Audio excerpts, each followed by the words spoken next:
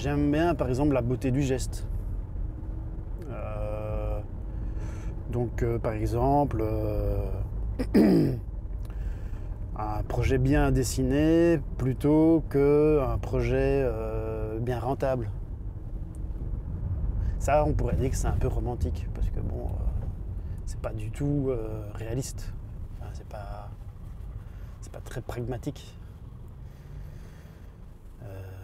Puisqu'on sait bien que l'architecture c'est un métier qui est lié à la construction, et que la construction, de manière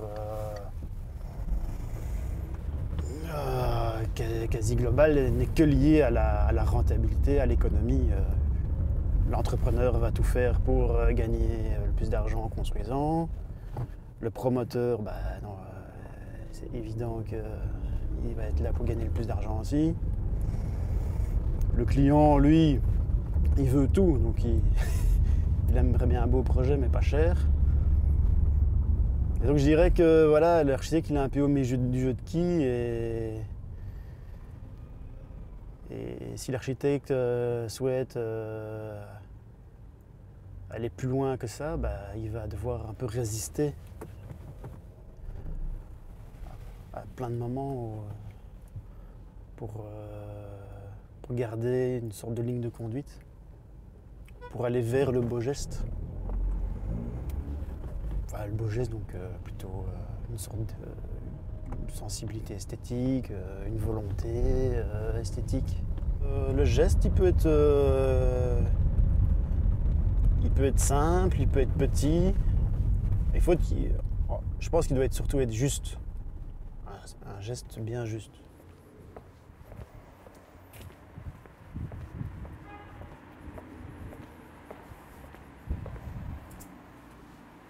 C'est un programme un peu spécial, puisque le couple est un couple de retraités qui vivaient à la campagne depuis plus de 20 ans et qui, pour leurs vieux jours, décident de revenir à Bruxelles.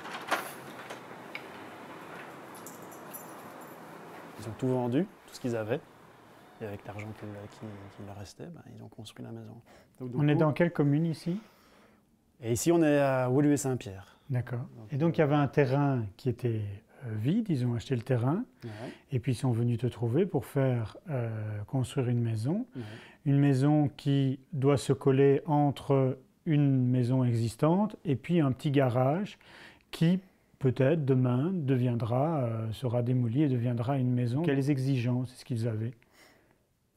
La première exigence, et qui est commune à tout homme qui construit, ou toute femme qui construit, il y avait les questions économiques. Donc Oui. on a, voilà, comme j'ai dit, c'est sur fonds propres, donc c'est une enveloppe fermée, donc, qui était quand même assez limitée. Pour donner un ordre de grandeur, il faut savoir qu'à Bruxelles, on va dire au jour d'aujourd'hui, quand on construit, on va dire qu'on est à 1 500 € le mètre carré hors TVA pour construire. Et ici, on est plutôt à 1 200 hors TVA.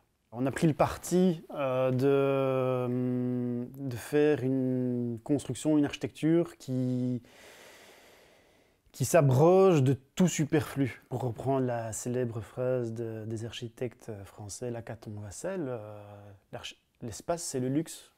Donc, l'idée, c'est ici d'offrir à moindre coût le plus d'espace possible. Après, ici, on est dans des contraintes urbanistiques denses, donc le terrain est petit, la maison est typiquement bruxelloise, elle est verticale. Donc on a au sol, on a 50 mètres carrés qui se répartissent sur 3 niveaux, donc on a une maison de 150 mètres carrés, à peu de choses près. On a ici. Voilà. Petite lampe. C'est l'architecte le propriétaire, comment je fais pour remplacer ma lampe là? C'est ça. Je sais pas.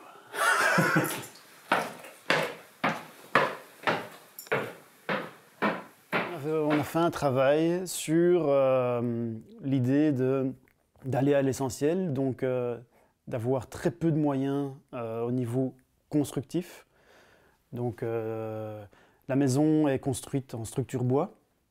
Ça nous a permis de faire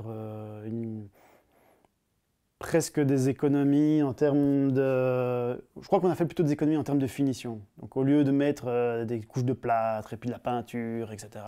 Non. Ici, on a juste mis sur la structure bois des panneaux en multiplex sapin et boum. T'enlèves la couche là, bah, t'as la structure verticale portante, quoi. Et là, le plafond, bah, elle est même apparente, quoi. Avec l'OSB, quoi, tu vois, apparent. Donc, c'est fini là, en fait. T'es sûr que c'est fini? Ah oui, et l'OSB ici est juste peint, en fait. Et ça, c'est à la base, c'est les panneaux sapins qui sont également mis au sol. Mais le proprio, je sais pas, il aimait pas trop, donc il a mis une petite couche de peinture. Et tu vois, voilà, avec un vieux récupéré, ou un truc récupéré, mais voilà, c'est... On est loin de la cuisine Bultop, quoi. Placement de produits. Alors cette low architecture que tu as fabriquée ici, elle est également en hommage à des architectes que vous appréciez ou que tu apprécies particulièrement chez ADN. Est-ce que tu peux les citer? Avec nos sensibilités propres à chacun, il y a des choses qui nous attirent, qui nous intéressent. Donc ici, avec ce projet-ci, on a, j'ai envie de dire, un petit peu du De Wilder Wingtaieu, des architectes néerlandophones, qui ont une esthétique comme ça très brute à l'essentiel. Donc on a des maçonneries apparentes, des poutres en acier peintes en vert, des choses très, très dessinées. Et donc c'est vraiment hyper esthétisant. Et cette esthétique, chez ADN, avec Nicolas et moi, ça nous touche. Mais vous n'allez pas aussi loin qu'eux, c'est-à-dire que dans la recherche de matériaux, on ne va pas non plus aller dans la carrière pour choisir telle et telle brique, tant pis si elle est sale ou un peu cassée, ce sera comme ça. Donc effectivement, on est attiré par l'esthétique. Après, dans la mise en œuvre, dans le processus, là, on va être plus proche des architectes que j'ai déjà cités tout à l'heure, les architectes français, Lacaton, Vassal. On accepte que voilà, tu as des blocs un peu ébréchés, c'est un peu sale, voilà, c'est brut, hein, voilà quoi. Mais en même temps, je trouve ça très vivant en fait. En fait, on a conçu ici, moi j'ai conçu la maison comme si c'était chez moi, ça me plairait bien, quoi. Quand on regarde la façade, il y a des choses très intéressantes à dire sur cette façade parce qu'elle est quelque part très simple et en même temps très travaillée. En termes de travail de façade, de vocabulaire, de composition, on a fait un petit clin d'œil à la façade bruxelloise. Alors ici, on a pris par exemple une brique mécanique, rouge, toute simple, la moins chère. Donc là, c'est plutôt nos amis français Lacaton Vassal. On a aussi l'esthétique de Wilder. Et en même temps, avec un rejointoyage à blanc, il y a une sorte de luminosité qui apparaît. Deuxième élément dans la façade, c'est le porche qui fait en fait toute... Comment est-ce que je pourrais expliquer ça? Qui fait toute la patte de cette façade? C'est un élément important de la façade, effectivement. Le porche a été traité avec des outils pour en donner une qualité. Donc, déjà, il y a un porche. C'est déjà une différence. On n'a pas dans la porte qui est à front de rue, on a un renfoncement qui permet d'avoir une pièce supplémentaire.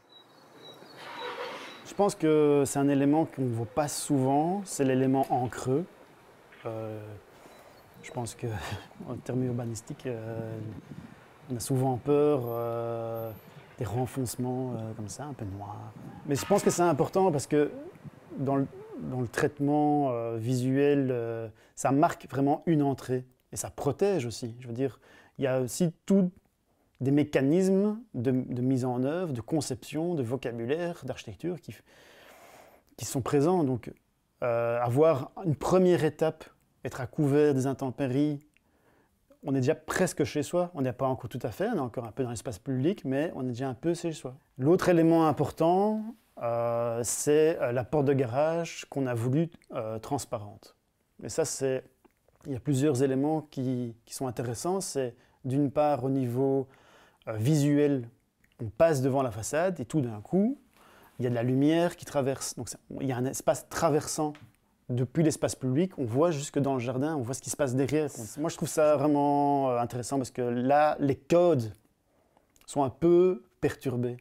On a un peu changé les codes de rapport entre privé et public, juste en mettant une tôle transparente sur une porte de garage. Ça, pour moi, c'est un vrai acte d'architecture.